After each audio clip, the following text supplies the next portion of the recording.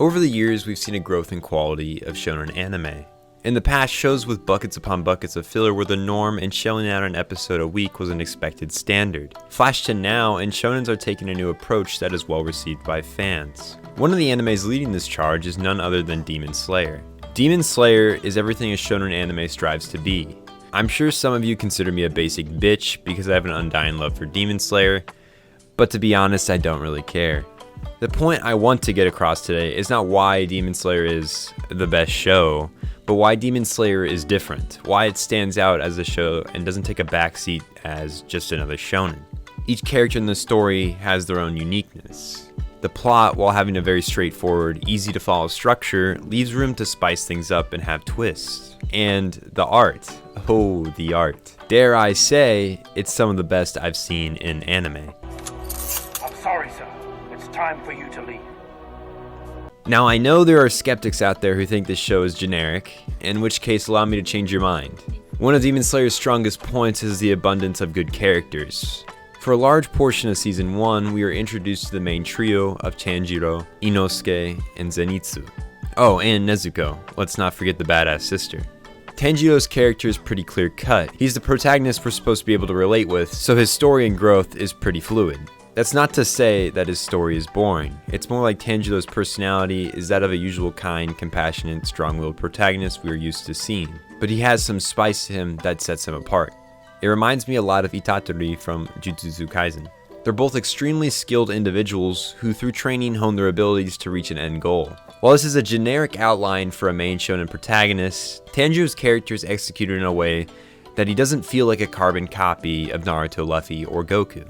He's a nice break from the shonen trope of a main character getting torn a new one until 20 minutes in the fight, where they bust out a monologue and then one-shot the enemy with their signature move.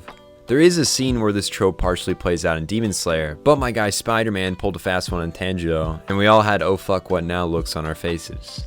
Speaking of Spider-Man, not that one, the character hierarchy laid out of the Hashira and Kizuki is another thing that really sets this apart for me. On one side, the Hashira are made up of the top-ranking members of the Demon Slayer Corps. Each member of the Hashira had their own individual breathing technique, which are usually passed down to their apprentice. What I loved most about the techniques was how unique they made each member. Each member wore a different uniform, had distinct features, and had a personality that really fit what the element their technique was based on. Rengoku was vibrant, loud, and courageous like a flame. Gyu is calm, cool, and rather mellow like the flowing of water. Sanemi is unpredictable, sharp, and strongly opinionated like you'd expect from wind.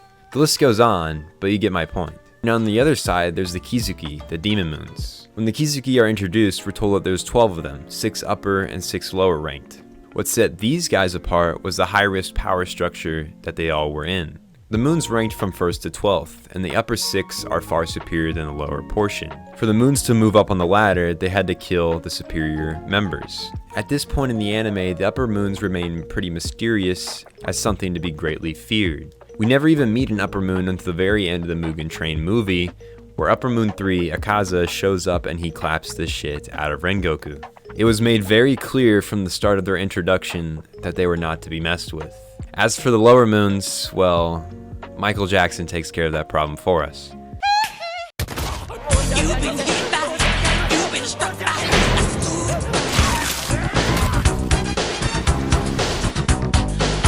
That scene really speaks levels about the show as a whole.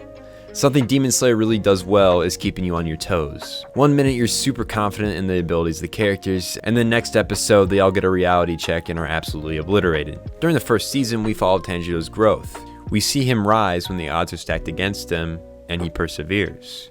We see him defeat demons episode after episode, and we get a strong sense that he'll be able to defeat the Demon King Muzan. That is, until Nanagumo Mountain happens. It's here that you come to the conclusion that while Tanjiro is strong, there are others levels beyond him. You start to question if it's even possible for a human to beat an immortal king who's nearly incapable of dying. We're given hope once more when the Hashira kill Lower Moon 5, but then we're hit with more doubts when we see Rengoku fight Akaza. While this story has a simple path to follow, it's never boring. We may know the road, but we have no idea how to navigate it. It's clear that somehow Tanjiro will reach Muzan, the king of demons, and to get there he has to kill the Kizuki, but we don't know how he'll be able to do that, if he'll be able to do that, and how many will die on this journey. It's the fogginess of these details that makes what otherwise would be a standard plot so good. I can't forget to talk about one of the biggest selling points in anime though, art. To be honest with you, sometimes I get into anime solely for its art style. If you catch me watching Data Live, that's a large portion of why.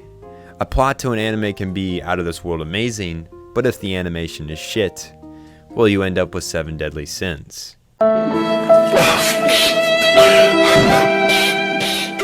Yeah, I'm sorry for any of you who were a fan of that show. That was an absolutely brutal experience. It's impossible to argue that Demon Slayer is not one of the most beautiful shonen out there. I think the flame dance scene in the forest is enough to prove my point. The detail that this team went into making this show is something I hope to see more often. Not just that, but anime movies like Mugen Train are something I'm really itching to see more of. Seeing a shonen on the big screen in movie quality production is something that will never get old.